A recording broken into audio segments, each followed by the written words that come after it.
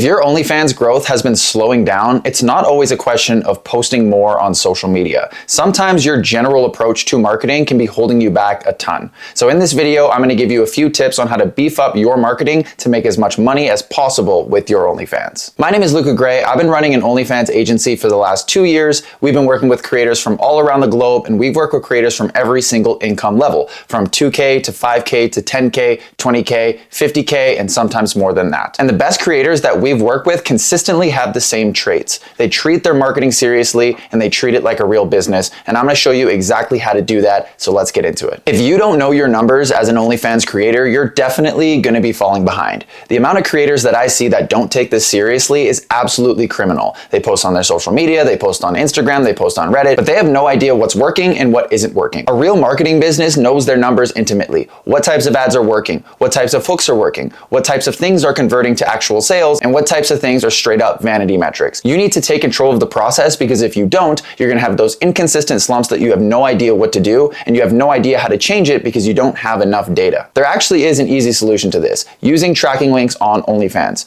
OnlyFans allows you to generate a tracking link, which means that if you put a certain link on your Twitter, anytime a fan converts from Twitter, it'll tell you that that is a Twitter fan. You can do the same thing for your Instagram. You go into the back end of OnlyFans and you generate a link for your Instagram. If people are clicking through on your Instagram, you can go into the back end and see, okay, my Instagram is performing. It's outperforming my Twitter. I'm going to double down on this. You need to make this part of your workflow as much as possible, because if not, you're flying in the dark and you have no idea what's working. If you have accurate data, you have accurate analytics, you can see exactly which social media profiles are performing and getting you actual money in the bank. Here's an absolute cheat code for OnlyFans growth that most creators ignore. Most creators are sitting there trying to do it all themselves. But for example, if you collaborate on Instagram with another creator, it actually indexes both of you guys on both profiles, meaning you can cross-pollinate with their audience and you can get easy fans, specifically if you guys look similar. This is where networking becomes a huge part of the game, because if you're friends with a huge creator in real life, you guys can make Instagram content together and tag each other, and you guys are visible to both of you guys' audiences. Another thing that you can do is you can do share for share on OnlyFans. Now, I only recommend this if you find somebody who looks exactly like you, because that means the people that are following her are probably going to follow you as well. And you should do this very sparingly, because you don't want your OnlyFans to turn into a promo page. You should introduce yourself to, hey, check out my friend, or have your friend say, hey, look at my cute friend, we've been hanging out. This should be once in a while, and it should be something that's actually targeted, meaning you know that the fans that she has will like you, almost guaranteed. So if you know creators in real life, go film content for them for social media. If you don't know any, reach out to a few that you like and propose a collaboration. You're not going to get every single one, but having a network in this space is huge, because there's already huge audiences that if you can tap into by doing favors or helping other people out, you can grow exponentially quicker. Here's something that separates OnlyFans creators that are actually growing from ones who are constantly plateauing. It's easy for this business to feel super casual. You feel cute one day, you take a photo, you post it on Instagram, and boom, there's a bunch of people that come up. But that's not what the best creators in this space are doing. They have active content calendars, they have active schedules, and they're doing deep work sessions to make sure that the things that they're doing come out on a consistent basis. One thing I always say about social media in general is you have to feed the machine. If you're only posting content when you feel like it, you're never going to get that consistent action that gets that compound growth, which makes you really blow up in the long term. A real marketing team doesn't play around. They plan their content, they study their audience, they edit, they make sure that there's a consistent content calendar going out. Sometimes they will schedule their posts. They make sure that rain, hail, sleet, shine, there is content going up, and they're in front of the people that matter most. So what you should do here is build a routine for yourself. You should have a schedule. Am I filming today? Am I writing content today? Am I responding to fans? What are the things that you're doing? Time block them and make sure that you're running this like an actual business, and you're not waiting on motivation, because motivation is fleeting. You get into action first and then you get motivated because you're having fun and you're seeing results. Here is the part that most OnlyFans creators completely ignore. OnlyFans itself is a social platform. There are tons of people on OnlyFans that do not even have Instagram. They use it like a social media platform. I see a ton of creators that are only focused on traffic on Instagram, Twitter, and Reddit, but they never actually focus on the fans that are actually there.